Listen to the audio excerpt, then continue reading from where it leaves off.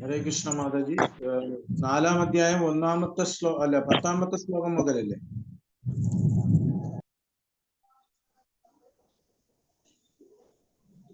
4:1 മുതലല്ലേ പ്രഭു? വായിക്കണോ? ശരി ശരി ശരി. അപ്പൊ അതിന്റെ ആമുഖം വായിച്ചിട്ടില്ലല്ലോ. ഹരേ കൃഷ്ണ. ഓം വിഷ്ണുപദായ കൃഷ്ണ പ്രേഷ്ഠായ ഭൂതലേ ശ്രീമതേ ജയപതാക സ്വാമിനാം നമാചാര്യപദായ നിതായ ഗ്രാമധാരണ ജയ ശ്രീകൃഷ്ണ ചൈതന്യ പ്രഭു നിത്യാനന്ദ ശിവദ്വൈത ഗദാധര ശിവാസാദി ഗൗരഭക്തവൃന്ദ വാഞ്ചാകൽപതരുഭ്യശുഭാസ്ദേവചാവലിതാനാം ഭാവിനേഭ്യോ വൈഷ്ണവേഭ്യോ നമോ നമഃ.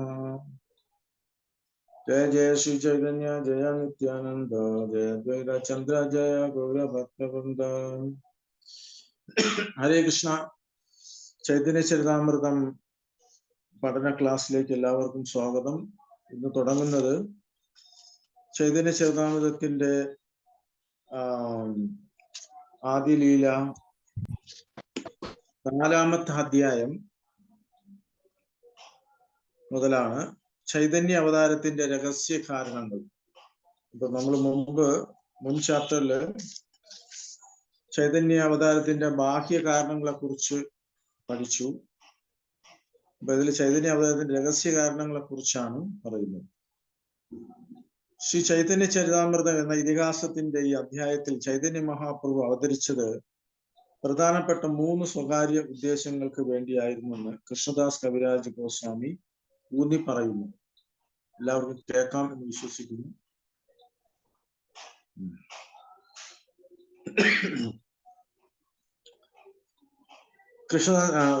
കൃഷ്ണ പ്രേമ വിനിമയത്തിന്റെ ആശയ വിഗ്രഹമായ ശ്രീമതി രാധാറാണിയുടെ ഭാവം ആസ്വദിക്കുക എന്നതാണ് പ്രഥമ ഉദ്ദേശം. അപ്പൊ ഇതിന്റെ ആമുഖത്തില് ഓരോ കാരണങ്ങൾ എടുത്ത് പറയുന്നുണ്ട്. കൃഷ്ണൻ ശ്രീമതി രാധാറാണിയുമായുള്ള ദിവ്യ പ്രേമ വിനിമയങ്ങളുടെ സംഭരണിയാണ്. ആ പ്രേമ വിനിമയങ്ങളുടെ വിഷയം സാക്ഷാത് കൃഷ്ണ ഭഗവാനും ആശ്രയം ശ്രീ രാധാറാണിയുമാണ്. അപ്രകാരം ആശ്രയമായ കൃഷ്ണൻ വിഷയമായ രാധാറാണിയുടെ സ്ഥാനത്ത് നിന്നുകൊണ്ട് പ്രേമരസം ആസ്വദിക്കാൻ ആഗ്രഹിച്ചു. രണ്ടാമത്തത് തന്നിൽ തന്നെയുള്ള അതീന്ദ്രിയ പ്രേമരസം മനസ്സിലാക്കുകയായിരുന്നു ആവിർഭാവത്തിന്റെ രണ്ടാമത്തെ കാരണം. ശ്രീകൃഷ്ണ ഭഗവാൻ മാധുര്യ സർവസ്വമാകുന്നു. കൃഷ്ണനോടുള്ള രാധാറാണിയുടെ ആകർഷണം ഉത്കൃഷ്ടമാണ്. ആ ആകർഷണം അനുഭവിക്കുന്നതിനും സ്വന്തം അതീന്ദ്രിയ മാധുര്യം മനസ്സിലാക്കുന്നതിനും അവിടുന്ന് രാധാറാണിയുടെ മനോഭാവം സ്വീകരിച്ചു. ഈ മൂന്നാമത്തെ കാരണം, ശ്രീ ചൈതന്യ മഹാപ്രഭു അവതരിച്ചതിന്റെ മൂന്നാമത്തെ ലക്ഷ്യം രാധാറാണി രുചിച്ച അതേ ആനന്ദ അനുഭൂതി ആസ്വദിക്കുകയായിരുന്നു.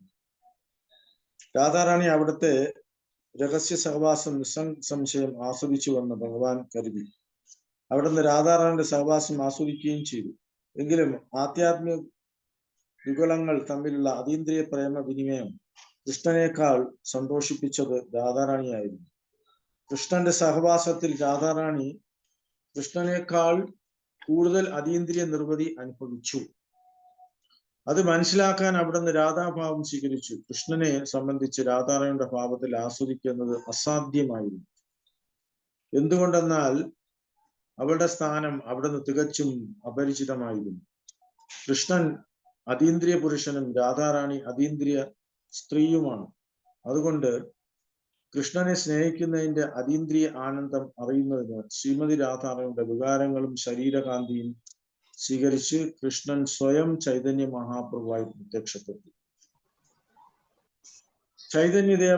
ചൈതന്യ ഭഗവാൻ അവതരിച്ചത് ഈ രഹസ്യ അഭിലാഷങ്ങൾ സഫലീകരിക്കുന്നതിനായിരുന്നു. മാത്രമല്ല ഹരേ കൃഷ്ണ കൃഷ്ണ കൃഷ്ണ ഹരേ ഹരേ ഹരേ രാമ രാമ രാമ ഹരേ ഹരേ എന്ന് കീർത്തനം ചെയ്യുന്നതിന്റെ വിശേഷാൽ പ്രാധാന്യം പ്രചാരം ചെയ്യുന്നതിനും അദ്വൈത പ്രഭുവിന്റെ ലക്ഷണത്തിന് മറുപടി നൽകുന്നതിനും മഹാപ്രഭു അവതരിച്ചു.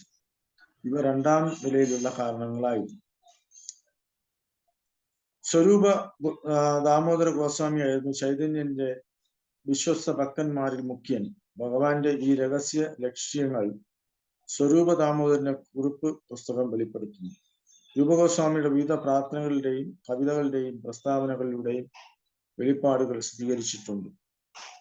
ഈ അധ്യായം കാമവും പ്രേമവും തമ്മിലുള്ള വ്യത്യാസം പ്രത്യേകം ധരിക്കുന്നു. കൃഷ്ണന്റെയും രാധാറാണിയും വിനിമയങ്ങൾ കാമത്തിൽ നിന്നും തികച്ചും വ്യത്യസ്തമാണ്. അതുകൊണ്ട് ഗ്രന്ഥകർത്താവ് വളരെ വ്യക്തമായി വിവച്ഛേദിക്കുന്നു. ഇപ്പോ ആമുഖത്തിൽ തന്നെ ഈ അധ്യായത്തിന്റെ ചുരുക്കം പറയുന്നു. 3 കാരണങ്ങളും പിന്നെ അല്ലാതെ അഡീഷണൽ ആയിട്ടുള്ള 2 കാരണങ്ങൾ. ഒന്ന്, നാമസങ്കീർത്തനം പ്രചരിപ്പിക്കുക. രണ്ടാമത്, അദ്വൈത പ്രഭുവിന്റെ ക്ഷണം സ്വീകരിച്ച് ചൈതന്യ മഹാപ്രഭു അവതരിച്ചു. അപ്പൊ ഇതെല്ലാം സ്വരൂപ ഗോസ്വാമിയുടെ പുസ്തകത്തിൽ നിന്നുള്ള വെളിപ്പെടുത്തലുകളാണ്.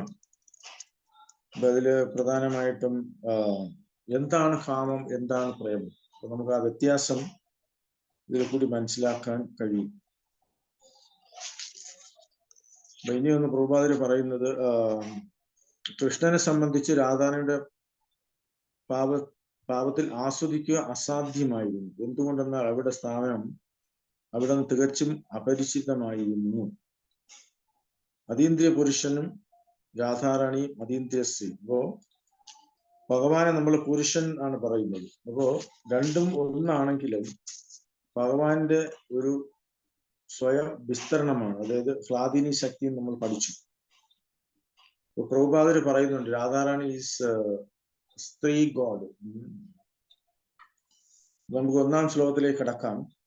ശ്രീ ചൈതന്യ പ്രസാദേന തദ്രൂപസ്യ വിനിർണയം ബാലോ അപി കുരുതേ ശാസ്ത്രം ദൃഷ്ട്വാ വ്രജവിലാസിനഃ. ശ്രീ ചൈതന്യ മഹാപ്രഭുവിന്റെ കാരുണ്യത്താൽ കേവലം ഒരു ബാലന് പോലും വ്രജലീലകളുടെ ആസ്വാദകനായ കൃഷ്ണന്റെ യഥാർത്ഥ ഭാവത്തെക്കുറിച്ച് ശാസ്ത്ര വീക്ഷണമനുസരിച്ച് വിവരിക്കാൻ കഴിയും. ഈ സംസ്കൃത ശ്ലോകത്തിന്റെ അർത്ഥം തിട്ടപ്പെടുത്താൻ ചൈതന്യ ഭഗവാന്റെ അഹൈതുകമായ കാര്യം ലഭിച്ച ഒരുവന് മാത്രമേ കഴിയൂ. ഭഗവാൻ കൃഷ്ണൻ പരം നിരപേക്ഷനാകയാൽ ഭൗതികമായ ദർശന മാധ്യമങ്ങൾക്ക് വിധേയനാകുന്നില്ല. ബുദ്ധിപരമായ അഭ്യാസങ്ങൾക്ക് മുമ്പിൽ സ്വയം തുറന്നു കാട്ടാതിരിക്കാനുള്ള അവകാശം അദ്ദേഹം നിലനിർത്തുന്നു. സത്യം അങ്ങനെയാണെങ്കിൽ ഒരു ചെറിയ കുട്ടിക്ക് പോലും ശ്രീ ചൈതന്യ മഹാപ്രഭുവിന്റെ കാരുണ്യത്താൽ ശ്രീകൃഷ്ണനെയും അവിടുത്തെ വൃന്ദാവനലീലകളെയും അനായാസം മനസ്സിലാക്കാൻ കഴിയും. അപ്പൊ നമുക്കറിയാം ഭഗവാനെ മനസ്സിലാക്കാൻ അത്ര എളുപ്പമല്ല. അപ്പൊ ഭഗവാന്റെ തന്നെ കാരുണ്യമുണ്ടെങ്കിലേ നമുക്ക് ഭഗവാനെ കുറിച്ച് മനസ്സിലാക്കാൻ സാധിക്കൂ. അപ്പൊ ഇവിടെ കൃഷ്ണദാസ് കവിരാജ് ഗോസ്വാമി വളരെ വിനയത്തോടു കൂടി അദ്ദേഹം ഇത് അവതരിപ്പിക്കുകയാണ്. കാരണം ചൈതന്യ ചരിതാമൃതം എഴുതാനുള്ള ഒരവസരം കിട്ടിയത് ചൈതന്യ മഹാപ്രഭുവിന്റെ നിത്യാനന്ദ പ്രഭുവിന്റെ കാരുണ്യം മാത്രമാണ്. ജയ ജയ ശ്രീ ചൈതന്യ, ജയ നിത്യാനന്ദ, ജയ ദ്വൈത ചന്ദ്ര, ജയ ഗൗരഭക്തവൃന്ദ. ശ്രീ ചൈതന്യ മഹാപ്രഭുവിന് എല്ലാ സ്തുതികളും, നിത്യാനന്ദ പ്രഭുവിന് എല്ലാ സ്തുതികളും, അദ്വൈത ആചാര്യനും ഗൗരംഗ മഹാപ്രഭുവിന്റെ ഭക്തവൃന്ദത്തിനും എല്ലാ സ്തുതികളും. 3-ാമത്തെ ശ്ലോകം. ചതുർത്ഥ ശ്ലോകേന അർത്ഥകൈല വിവരണ, പഞ്ചമ ശ്ലോകേ അർത്ഥശൂന്യ ഭക്തഗണ. 4-ാമത്തെ ശ്ലോകത്തിന്റെ അർത്ഥം ഞാൻ വരും. ഇപ്പോൾ ദയവായി 5-ാം ശ്ലോകത്തിന്റെ വിവരണം കേട്ടാലും. മൂല ശ്ലോകേന അർത്ഥകരിതേ പ്രകാശ, അർത്ഥ ഇതേ ആകെ കഹിയേ ആഭാസ. മൂലശ്ലോകം വിശദീകരിക്കുന്നതിന് ഞാൻ ആദ്യം അതിന്റെ അർത്ഥം നിർദ്ദേശിക്കാം. ചതുർശ്ലോകേര അർത്ഥ ഏയ് കൈലാസാര, പ്രേമനാമ പ്രചാരിത ഏയ് അവതാര. 4-ാമത്തെ ശ്ലോകത്തിന്റെ സാരഭൂതമായ അർത്ഥം ഞാൻ നൽകി. ഈ അവതാരം ശ്രീ ചൈതന്യ മഹാപ്രഭു അവതരിച്ചത് ദിവ്യനാമ കീർത്തനവും ഭഗവത് പ്രേമവും പ്രചരിപ്പിക്കുന്നതിനാണ്. സത്യൈ ഹേതു കിന്ദു യഹോ ബഹിരംഗ, ആരയക ഹേതുഷുനാചേ അന്തരംഗ. ഇത് സത്യമാണെങ്കിലും ഇത് ഭഗവാന്റെ അവതാരത്തിനുള്ള ബാഹ്യ കാരണങ്ങളാണ്. ഏതൊക്കെയാണ്? ഒന്ന്, ദിവ്യനാമം പ്രചരണം, പിന്നെ ഭഗവത് പ്രേമ പ്രചരണം. മഹാപ്രഭു അവതരിച്ചത് ഭഗവാന്റെ അവതാരത്തിലുള്ള അന്തരംഗ കാരണം കേൾക്കും. മഹാപ്രഭു ഭാവാർത്ഥത്തിൽ പ്രഭുപാദര് പറയുന്നത്, മഹാപ്രഭു അവതരിച്ചത് കൃഷ്ണപ്രേമവും അവിടുത്തെ ദിവ്യനാമമായ ഹരേ കൃഷ്ണ മഹാമന്ത്ര ജപവും വിതരണം ചെയ്യുവാനാണെന്നാണ് 3-ാം അധ്യായം 4-ാം ശ്ലോകത്തിൽ വ്യക്തമായി പറഞ്ഞിട്ടുള്ളത്. ചൈതന്യ അവതാരത്തിന്റെ രണ്ടാമത്തെ ലക്ഷ്യമായിരുന്നു അത്. പ്രഥമ ലക്ഷ്യം വ്യത്യസ്തമാണ്, നാം ഈ അധ്യായത്തിൽ കാണാൻ പോകുന്നത് പോലെ. ഇപ്പോ ബാഹ്യകാരണങ്ങൾ നമുക്കറിയാം. പൂർവേരപ്പതി പൃഥ്വിവേരഭാര ഹരിവാരേ കൃഷ്ണ അവതീർണ ഹൈല ശാസ്ത്രേതേ പ്രചാരേ. ഭൂമിയുടെ ഭാരം ഇല്ലാതാക്കുന്നതിന് കൃഷ്ണ ഭഗവാൻ മുമ്പ് അവതരിച്ചിരിക്കുന്നുവെന്ന് വേദശാസ്ത്രങ്ങൾ ഉദ്ഘോഷിക്കുന്നു. സ്വയം ഭഗവാനേര കർമ്മനാഹേ ഭാരഹരണ സ്ഥിതികർത്ത വിഷ്ണു കരേന ജഗത്പാലന. ഭൂഭാരം അകറ്റുന്നതിന് ആദിപുരുഷനായ ഭഗവാന്റെ കർത്തവ്യമല്ല. ഭൂഭാരം അകറ്റുന്നത് ആദിപുരുഷനായ ഭഗവാന്റെ കർത്തവ്യമില്ല. പരിപാലകനായ വിഷ്ണുവാണ് ലോകത്തെ സംരക്ഷിക്കുന്നത്. കിന്തു കൃഷ്ണേരയൈഹയ അവതാരകാല ഭാരഹരണ കാലാതേ ഹൈല വിശാലാം. എന്നാൽ ഭൂഭാര ഹരണത്തിനുള്ള കാലവും കൃഷ്ണന്റെ അവതാര കാലവും ഒരുമിച്ച് വന്നു.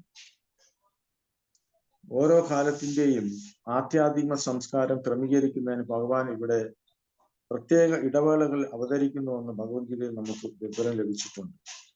മനുഷ്യ സമൂഹത്തിന്റെ ആധ്യാത്മിക സംസ്കാരം പുനരുദ്ധരിക്കുന്നതിനും തന്റെ അതീന്ദ്രിയ കർമ്മങ്ങൾ പ്രകടമാക്കുന്നതിനും ദ്വാപരയുഗാന്ത്യത്തിൽ ഭഗവാൻ ശ്രീകൃഷ്ണൻ അവതരിച്ചു.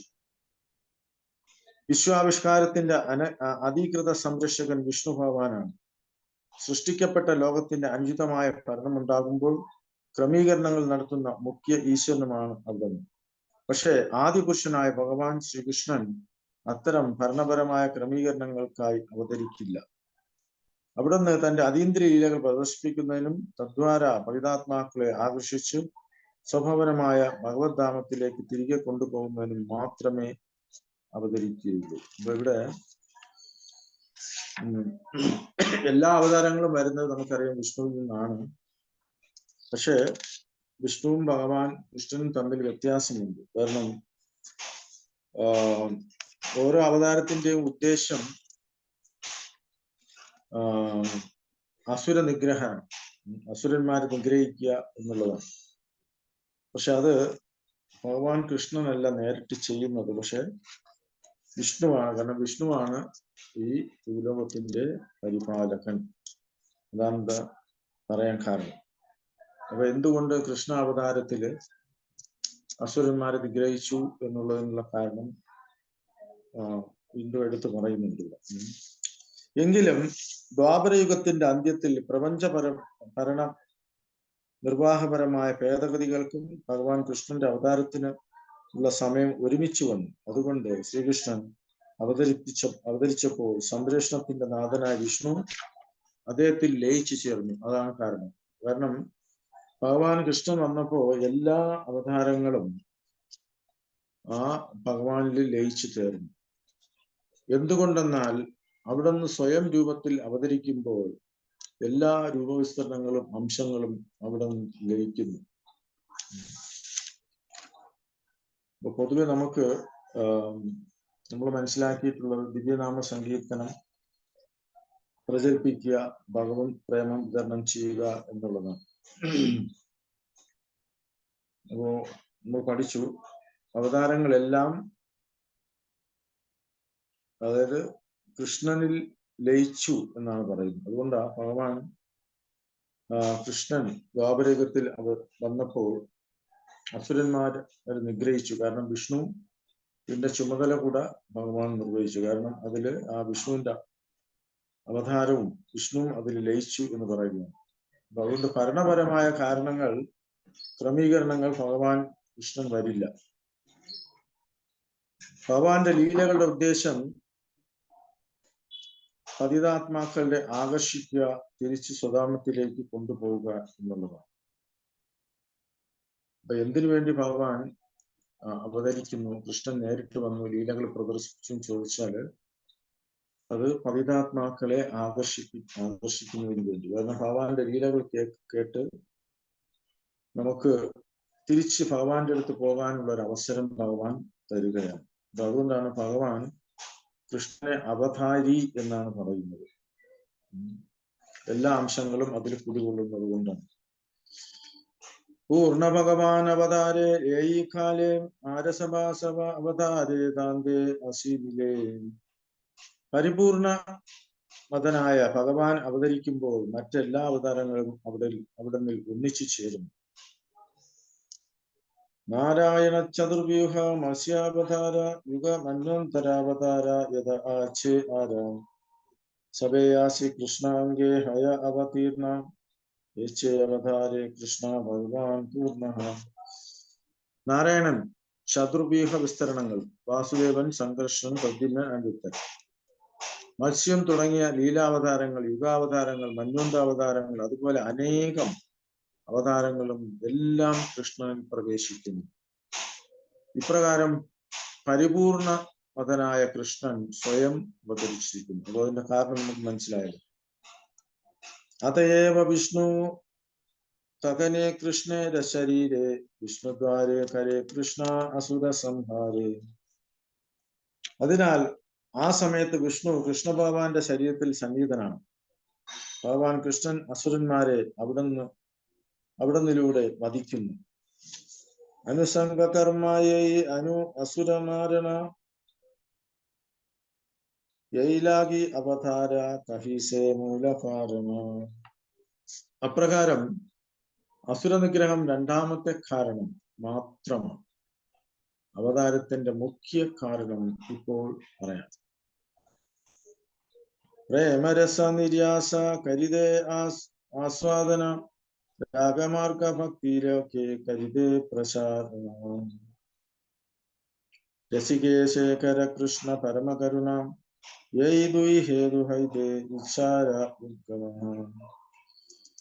ഭഗവാന്റെ അവതാര ഇച്ഛ രണ്ട് കാരണങ്ങളിൽ നിന്നാണ് ഉണ്ടായത്. ഭഗവാന്റെ ഭഗവത് പ്രേമത്തിന്റെ മധുരമായ സത്ത് രുചിക്കാൻ ആഗ്രഹിച്ചു. രാഗ മാർഗഭക്തി ലോകമെമ്പാടും പ്രചരിപ്പിക്കാനും അവിടുന്ന് ആഗ്രഹിച്ചു. അതിനാൽ അവിടുന്ന് പരമകാർണികനെന്നും രസികശേഖരനെന്നും അറിയപ്പെടുന്നു. അപ്പോ ഒന്നൊന്നായിട്ട് കാരണങ്ങളെ കുറിച്ച് പറയുകയാണ്. ഒരു ഭാവാർത്ഥത്തിൽ ശിലപ്രഭാതർ പറയുന്നു, ശ്രീകൃഷ്ണ ഭഗവാന്റെ അവതാര കാലത്ത് കംസനെയും ജരാസന്ധനെയും പോലുള്ള അസുരന്മാർ അഥവാ അവിശ്വാസികളുടെ വധം ശ്രീകൃഷ്ണനിൽ അടങ്ങിയിട്ടുള്ള വിഷ്ണുമൂർത്തിയാൽ നിർവഹിക്കപ്പെട്ടു. ഭഗവാൻ കൃഷ്ണനാലാണെന്ന് പ്രത്യക്ഷത്തിൽ തോന്നുന്ന അത്തരം വധം കാലഗതിക്കനുസരിച്ച് സംഭവിച്ചതാണ്. അവിടത്തെ സംബന്ധിച്ച് അതൊരു ആകസ്മികമായ പ്രവൃത്തിയായിരുന്നു. പക്ഷെ കൃഷ്ണന്റെ ആവിർഭാവത്തിന്റെ യഥാർത്ഥ ലക്ഷ്യം അവിടുത്തെ അതീന്ദ്രിയ ലീലകളുടെ ഒരു നാടകീയ പ്രകടനത്തിന് ബ്രജഭൂമിയിൽ രംഗമൊരുക്കുകയും അപ്രകാരം ജീവസത്തെയും ഭഗവാനും തമ്മിൽ പരസ്പര വിനിമയത്തിന്റെ പരമോന്നത പരിധി പ്രദർശിപ്പിക്കുകയുമായിരുന്നു. രസങ്ങളുടെ ഈ പരസ്പര വിനിമയമാണ് രാഗഭക്തി അഥവാ അതീന്ദ്രിയ ഹർഷോന്മാദത്തിലുള്ള ഭക്തി പരിതസേവനം. അത് നമ്മൾ മനസ്സിലാക്കാനുള്ള രാഗഭക്തിയാണ്. നമ്മൾ ഫോളോ ചെയ്യുന്നത് സാധനഭക്തി. നിയമ നിബന്ധനകൾ ആധാരമാക്കിയുള്ള വൈദിഭക്തിയെ താൻ രാഗഭക്തിയാലാണ് കൂടുതൽ ആകർഷണമെന്ന് എല്ലാ ദത്താത്മാക്കളെയും അറിയിക്കാനാണ് ഭഗവാൻ ആഗ്രഹിക്കുന്നത്. വേദങ്ങളിൽ പറഞ്ഞിരിക്കുന്നു, തൈത്തരീയ ഉപനിഷത്ത് 2:7, രസോ വൈസഹ, പരമസത്യം എല്ലാ പ്രേമവികാരങ്ങളുടെയും പരസ്പര വിനിമയത്തിന്റെ കലവറയാണ്. അവിടുന്ന് അഹൈതുകമായി കരുണാമയനുമാണ്. രാഗഭക്തിയുടെ വിശേഷ ആനുകൂല്യം നമുക്ക് നൽകാൻ അവിടുന്ന് ആഗ്രഹിക്കുകയും ചെയ്യുന്നു. അപ്രകാരം അവിടുന്ന് അന്തരംഗ ശക്തിയാൽ പ്രത്യക്ഷപ്പെട്ടു. അവിടുത്തെ ആവിർഭാവത്തിന് ഒരു ബാഹ്യശക്തിയുടെ സമ്മർദ്ദം ഉണ്ടായിരുന്നില്ല.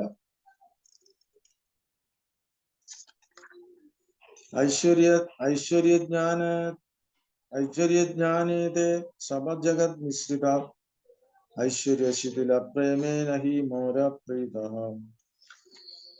കൃഷ്ണഭഗവാൻ ചിന്തിച്ചു, പ്രപഞ്ചം മുഴുവൻ എന്റെ ഐശ്വര്യങ്ങളെ കുറിച്ചുള്ള ജ്ഞാനത്താൽ പൂരിതമായിരിക്കുന്നു. എന്നാൽ ഈ ഐശ്വര്യജ്ഞാനത്താൽ ശിഥിലമാക്കപ്പെട്ട പ്രേമം എന്നെ പ്രീതിപ്പെടുത്തുന്നില്ല.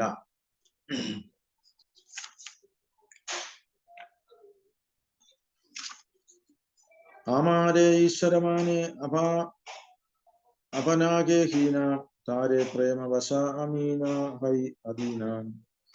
ഒരുവൻ എന്നെ ഭഗവാനായും അവനെ സ്വയം താഴ്ന്നവനായും കരുതുന്ന പക്ഷം ഞാൻ അവന്റെ സ്നേഹത്തിന് വിധേയനാകുന്നില്ല. അതിന് എന്നെയും നിയന്ത്രിക്കാൻ കഴിയുകയില്ല. ഒരുവൻ എന്നെ ഭഗവാനായും അവനെ സ്വയം താഴ്ന്നവനായും കരുതുന്ന പക്ഷം ഞാൻ അവന്റെ സ്നേഹത്തിന് വിധേയനാകുന്നില്ല. അതിന് എന്നെ നിയന്ത്രിക്കാനും കഴിയില്ല. ഭക്ത ഭജേ ഭാവേ താരേ സേ ഭാവേ ഭജേ മോരാ സ്വഭാവേ. എന്റെ ഭക്തൻ എന്നെ ഏതെല്ലാം അതീന്ദ്രിയ രസങ്ങളിൽ ആരാധിക്കുന്നുവോ അതനുസരിച്ച് ഞാൻ അവനുമായി പരസ്പര വിനിമയം ചെയ്യുന്നു. അതെന്റെ സ്വാഭാവികമായ പ്രകൃതമാണ്. അപ്പോ അതീന്ദ്രിയ രസങ്ങളില് ഭഗവാന് സേവനം ചെയ്യുന്നതാണ് ഭഗവാന് ഇഷ്ടം. അങ്ങനെയുള്ള പരസ്പര വിനിമയമാണ് ഭഗവാൻ ഏറ്റവും ഇഷ്ടം. ഭഗവാൻ തന്റെ സഹജ പ്രകൃതത്താൽ ഭക്തന്മാരുടെ സഹജമായ ഭക്തിയുടെ സേവനം അനുസരിച്ച് സ്വയം വെളിപ്പെടുത്തുന്നു. ജനങ്ങൾ പൊതുവെ ഈശ്വരനെ ആദരവോടെ ആരാധിക്കുന്നത്. എങ്കിലും ഒരു ഭക്തൻ അവിടുന്ന് തന്റെ വത്സലപുത്രനായോ സുഹൃത്തായോ കാമുകനായോ കാണുകയും അത്തരത്തിലുള്ള സ്വാഭാവിക പ്രേമത്തോടെ തനിക്ക് സേവനം നിർവഹിക്കുകയും ചെയ്യുന്നതാണ് ഭഗവാനെ കൂടുതൽ സന്തോഷിപ്പിക്കുന്നതെന്ന് വൃന്ദാവന ലീലകൾ തെളിയിച്ചു. അങ്ങനെയുള്ള അതീന്ദ്രിയ ബന്ധങ്ങളിൽ ഭഗവാൻ ഒരു ആജ്ഞാനുവർത്തിയായി തീരുന്നു. അത്തരം വിശുദ്ധമായ ഭഗവത്പ്രേമം ഉപരിപ്ലവമോ ഭക്തിഹീനമോ ആയ ആഗ്രഹങ്ങളുടെ യാതൊരു കലർപ്പിനാലും കളങ്കപ്പെടാത്തതാണ്. ഏതെങ്കിലും തരത്തിലുള്ള കാമ്യകർമ്മത്താലോ അനുഭവജ്ഞാനത്താലോ തത്വശാസ്ത്രത്തിന്റെ അനുമാനത്തിലാലോ സമ്മിശ്രപ്പെടാത്തതുമാണ് അത്. പരമനിരപേക്ഷ തലത്തിൽ നിന്ന് സ്വയമേവ ഉദ്ഭവിക്കുന്ന പരിശുദ്ധവും സ്വാഭാവികവുമായ ഭഗവത് പ്രേമമാണ്. ഇത്തരം ഭക്തി ഭൗതികമായ പ്രകൃതിയിൽ നിന്നും സ്വതന്ത്രമായ അനുകൂല അന്തരീക്ഷത്തിലാണ് നിർവഹിക്കപ്പെടുന്നത്. അപ്പൊ നമുക്ക്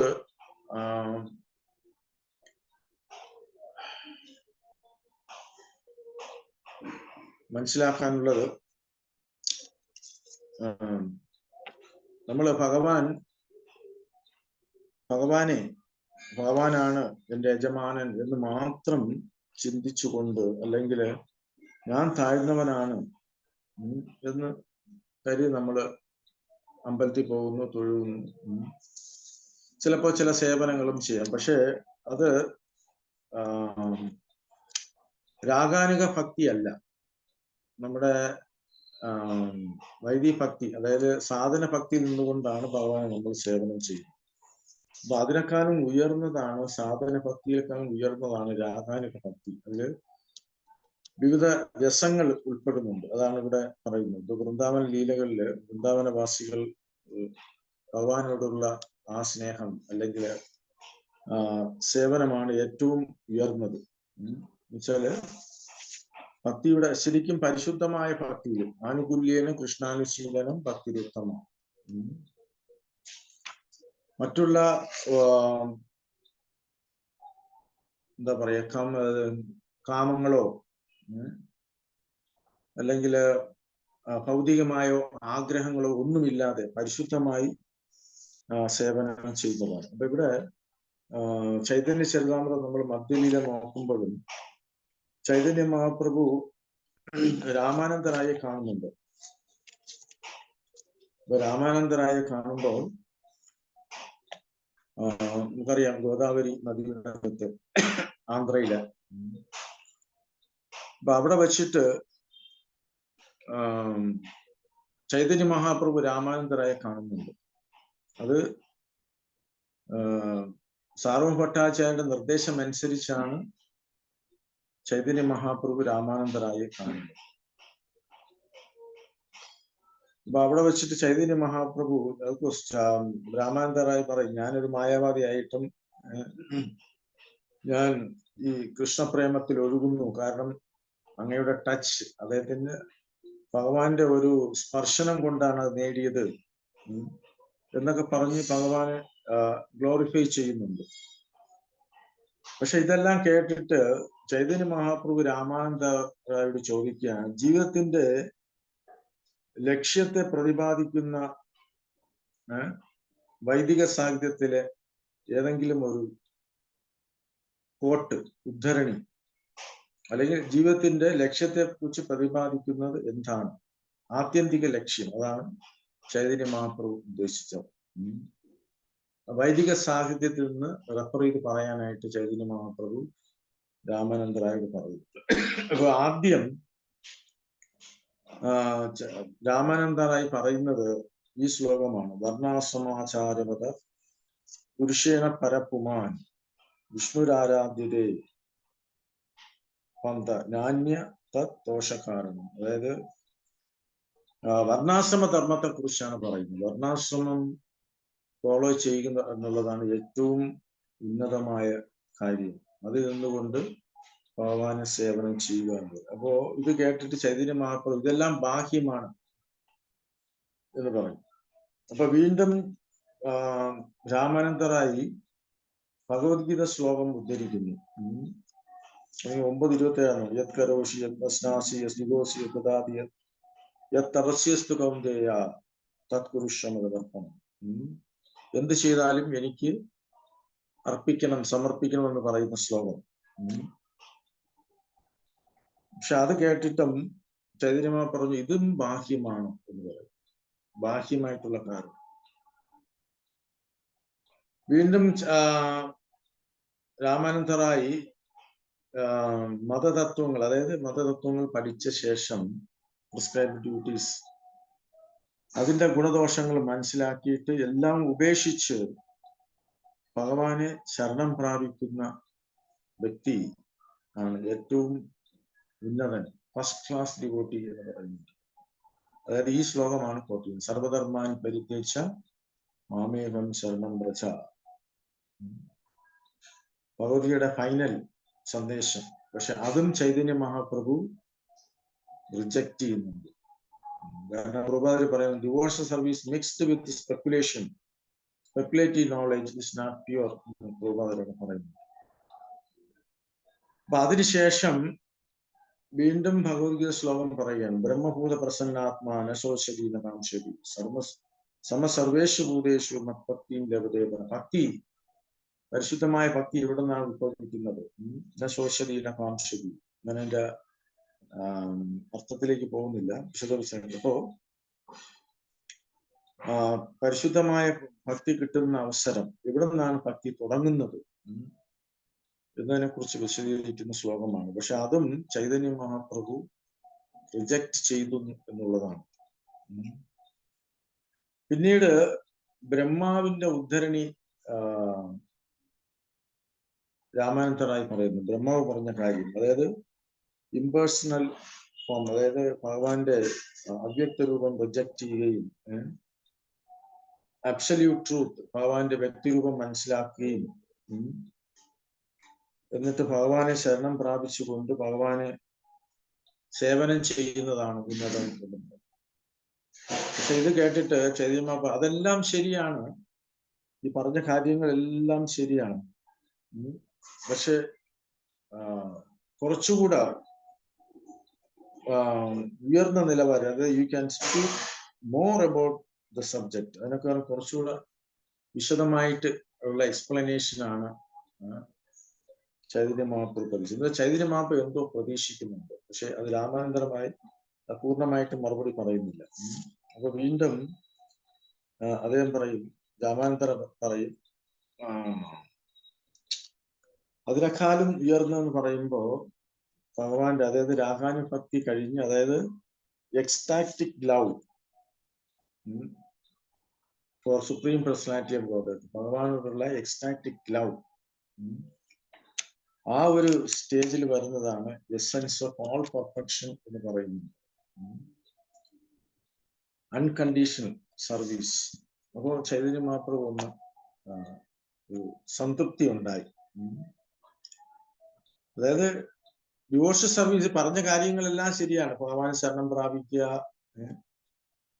ഭക്തിയുത സേവനം, പക്ഷെ അത് അൺകണ്ടീഷണൽ ആയിരിക്കണം. അപ്പൊ അത് നേടുന്നതിന് വേണ്ടി എന്താ നമ്മൾ what is a price? Intense greed to obtain. അപ്പോ നമുക്ക് അത്രയും ഒരു ഇന്റൻസ് ആയിട്ടുള്ള ഒരു ആഗ്രഹം, ഇന്റൻസ് ഡിസയർ എന്ന് പറയുന്നത്, വളരെ ഡീപ്പ് ഡിസയർ. അപ്പൊ അത് ഉണ്ടെങ്കിലേ അത് നേടിയെടുക്കാൻ പറ്റൂ. അപ്പൊ അത് കിട്ടിയാൽ നമ്മൾ എന്ത് വില കൊടുത്തും വാങ്ങണം എന്നാണ് പറയുന്നത്. അപ്പൊ ഇത് കേട്ടപ്പോഴെല്ലാം വീണ്ടും ചൈതന്യമാപ്പിന് കുറച്ചുകൂടെ ഉത്സാഹമായി. സ്പീക്ക് മോർ അബൌട്ട് ദാറ്റ് എന്ന് പറയുന്നുണ്ട്. അപ്പൊ വീണ്ടും വളരെ വിശദമായിട്ട് പറയൂ എന്ന് പറയുന്നുണ്ട്. അപ്പൊ രാമേന്ദ്രൻ പറയുന്നുണ്ട്, service exchange between master and service is highest protection. അതായത് സർവീസ്, മാസ്റ്ററും സെർവന്റും അവർ തമ്മിലുള്ള എക്സ്ചേഞ്ച്, സർവീസ്, അതാണ് ഏറ്റവും പെർഫെക്റ്റ് എന്ന് പറയുന്നുണ്ട്. അതിനുശേഷം ഭഗവാന്റെ നാമത്തിന്റെ മഹിമയെ കുറിച്ച് പറയുന്നുണ്ട്, അതിലൂടെ നേടിയെടുക്കുന്ന പ്രേമഭക്തി. അപ്പൊ ഇതെല്ലാം കേട്ടപ്പോൾ Chaitanya very good, proceed more, വീണ്ടും അതിനെ കുറിച്ച് പറയാനായിട്ട് പറയുന്നുണ്ട്. അപ്പൊ ചൈതന്യ മഹാപ്രഭു അതിനെ കുറിച്ച് കേൾക്കാൻ വളരെ ഉത്സാഹഭരിതനായി. അപ്പോ വീണ്ടും രാമാനന്ദരമായി പല വിധത്തിലുള്ള രസങ്ങൾ, അതാണ് ഇവിടെ നമ്മൾ വായിച്ചത്, രസങ്ങളെ കുറിച്ച് പറയുന്നുണ്ട്. അപ്പൊ അതിൽ യശോദമയിക്കൊണ്ടായിരുന്ന വാത്സല്യ രസം, അതുപോലെ ഗോപികമാര് ഉണ്ട്, സ്പോണ്ടേനിയസ് ലവ്, പ്രേമഭക്തി. അപ്പോ ഏറ്റവും ജീവിതത്തിന്റെ ഉന്നതമായ ലക്ഷ്യം എന്ന് പറയുന്നത് ആ പ്രേമഭക്തി, ആത്യന്തിക ലക്ഷ്യം എന്ന് പറയുന്നത് പ്രേമഭക്തിയാണ്. അപ്പൊ ആ ഒരു ലെവലിലേക്ക് എത്തിച്ചേരുക എന്നുള്ളതാണ് ജീവിതത്തിന്റെ സമ്പൂർണത. അപ്പൊ അതാണ് ചൈതന്യ മഹാപ്രഭു നമുക്ക് നൽകുന്നതിന് വേണ്ടി വന്നിരിക്കുന്നത്. അപ്പൊ ഒന്ന് ആലോചിച്ച് നോക്കുക, ഇത് ഒരു എന്താ പറയാ, രഹസ്യമാണ്. അപ്പൊ ഇതൊക്കെ നമ്മൾ മറ്റുള്ള സമ്പ്രദായത്തിലുള്ളവര് അല്ലെങ്കിൽ വൈഷ്ണവരുടെ അടുത്തൊക്കെ പോയി പറഞ്ഞു കഴിഞ്ഞാൽ അവർക്കിത് മനസ്സിലാവില്ല. കാരണം ഇത് ഹയസ്റ്റ് തിങ്. അപ്പൊ ആ ഒരു ലെവലിലേക്ക് എത്തിച്ചേരാൻ നമുക്കൊരു ചാൻസ് ആണ്. പക്ഷെ അത് പടിയായിട്ട് നമുക്ക് ആ ലെവലിലേക്ക് എത്തിച്ചേരാൻ പറ്റും. കാരണം നമ്മൾ ഇവിടെ ഫോളോ ചെയ്യുന്നത് സാധന ഭക്തിയാണ്. അപ്പൊ നമ്മൾ ഏതൊരു വായിച്ചു,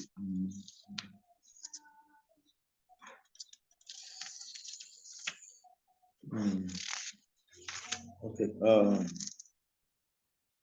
അടുത്തത് 20ാമത്തെ ശ്ലോകം, അത് വായിച്ച് നമുക്ക് നിർത്താൻ പോകുന്നു.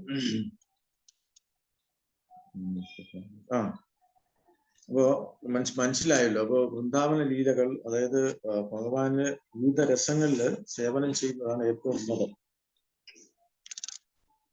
ഏതാമാം പ്രപത്യന്തേ താം സൈവപജാമ്യഹം മമ വർത്തമാൻ വർത്തന്തേ മനുഷ്യപാർത്ഥ സർവശ. അതായത് ഇത് ഭഗവത് ശ്ലോകം എല്ലാവർക്കും അറിയാം.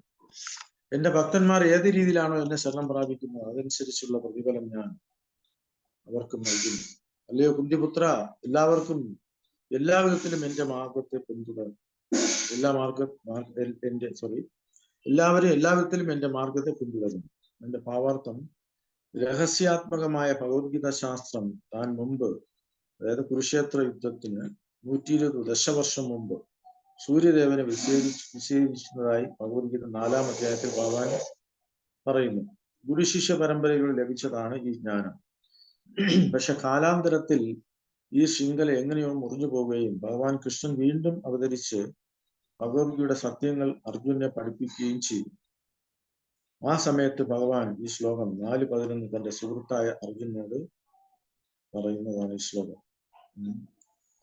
അപ്പൊ ഇവിടെ നമ്മൾ ഭഗവാനെ ഏത് രീതിയിൽ സമീപിക്കുന്നു അതിനനുസരിച്ചുള്ള റിസൾട്ടാണ് നമുക്ക് കിട്ടുന്നത്. അപ്പൊ നമുക്ക് പലപ്പോഴും നമ്മൾ അതിശയം തോന്നും, അല്ലെങ്കിൽ അത്ഭുതപ്പെടും, നമുക്കെന്താ ആ ഒരു റിസൾട്ട് കിട്ടാത്തത്, നമ്മൾ ആഗ്രഹിക്കുന്ന ഫലം എന്താ ഭഗവാൻ തരാത്തത്. കാരണം നമ്മൾ ഏത് രീതിയിലാണോ ഭഗവാനെ സമീപിക്കുന്നത്, നമ്മൾ ഭഗവാനെ പൂജ ചെയ്യുന്നു, സേവനം ചെയ്യുന്നു, പക്ഷെ നമ്മൾ പരിശുദ്ധമായ ഭക്തിയിലല്ല. അപ്പൊ അതിനനുസരിച്ചുള്ള റിസൾട്ടാണ് ഭഗവാൻ തരുന്നത്. നമ്മളിപ്പോ 50% ഭഗവാന് ശരണം പ്രാപിച്ചതെങ്കിൽ ആ 50% റെസിപ്രോക്കേഷൻ, പ്രതികരണമായിരിക്കും ഭഗവാൻ നമ്മളോട് തരിക. അപ്പൊ നമ്മൾ 20 ശ്ലോകം വരെ വായിച്ചു. ഇവിടെ നിർത്താമെന്ന് തോന്നുന്നു. എന്തെങ്കിലും സംശയമോ അല്ല അഭിപ്രായങ്ങളോ ഉണ്ടെങ്കിൽ കേൾക്കാം.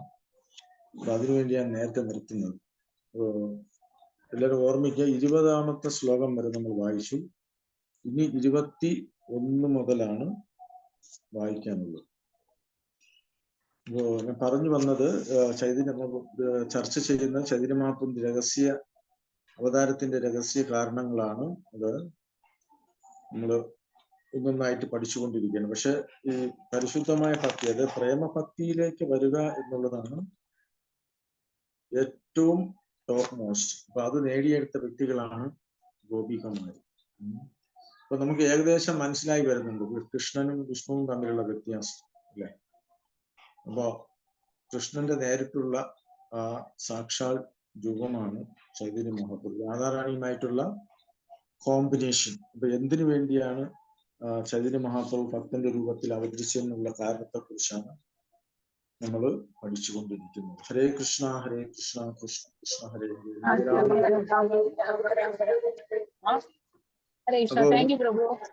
ഓക്കെ, എന്തെങ്കിലും പോയിന്റ്സ് ഉണ്ടോ?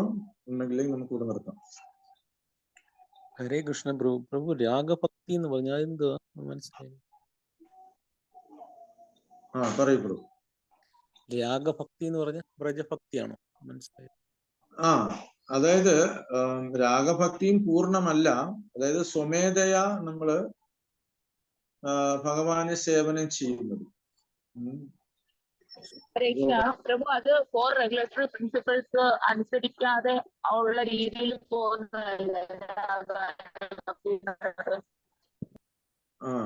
അതായത് സ്വമേധയാ, അതായത് നമ്മളിപ്പോ സാധന ഭക്തിയിൽ നിർബന്ധത്തിന് വഴങ്ങിയാണ് നമ്മൾ ഓരോ കാര്യങ്ങൾ ചെയ്യുന്നത്. കൃഷ്ണ, മനസ്സിലായി മനസ്സിലായി പ്രഭു.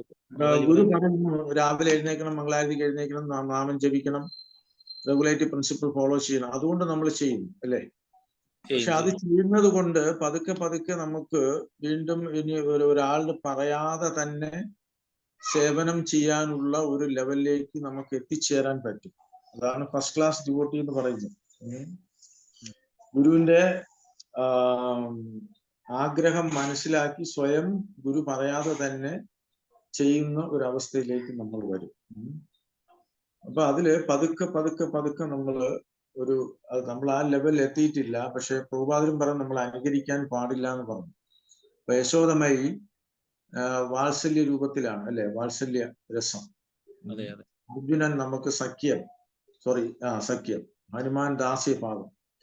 പക്ഷെ നമുക്കിത് കേട്ടറിവുകൊണ്ട് മനസ്സിലായി. പക്ഷെ നമുക്ക് അതിനെ അനുകരിക്കാൻ പറ്റില്ല. നമുക്കും ഭഗവാനോടുള്ള ഏതെങ്കിലും ഒരു രസം ഉണ്ടായിരുന്നിരിക്കും, പക്ഷെ നമുക്കത് അറിയില്ല. മനസ്സിലായില്ലേ? അപ്പൊ പ്രഭുപാദര് പറഞ്ഞു that Krishna will reveal to you, അത് നമുക്ക് വെളിപ്പെടുത്തി തരും എന്ന് പറഞ്ഞു.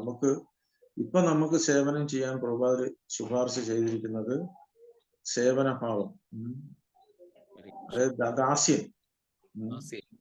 അപ്പൊ അത് നമ്മൾ ഫോളോ ചെയ്യുക.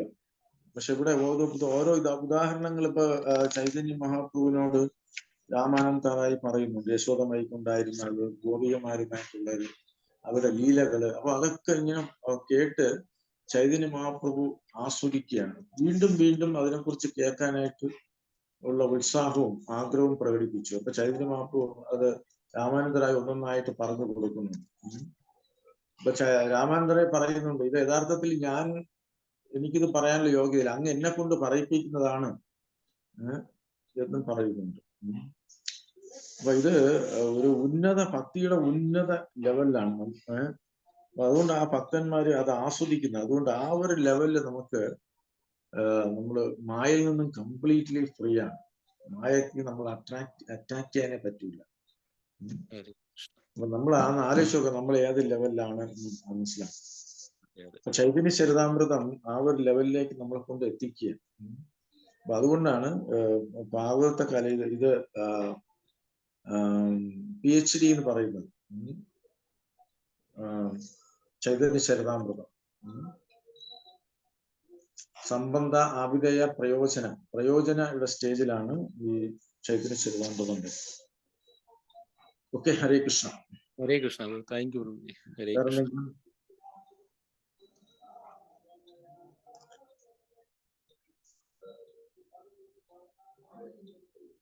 ഓക്കെ, ഇവിടെ നിർത്താമോ? Okay bro. Hare Krishna. Hare Krishna. Hare Krishna. Close ചെയ്യട്ടെ പ്രഭു. ഓക്കെ, ഹരേ കൃഷ്ണ. ഹരേ കൃഷ്ണ.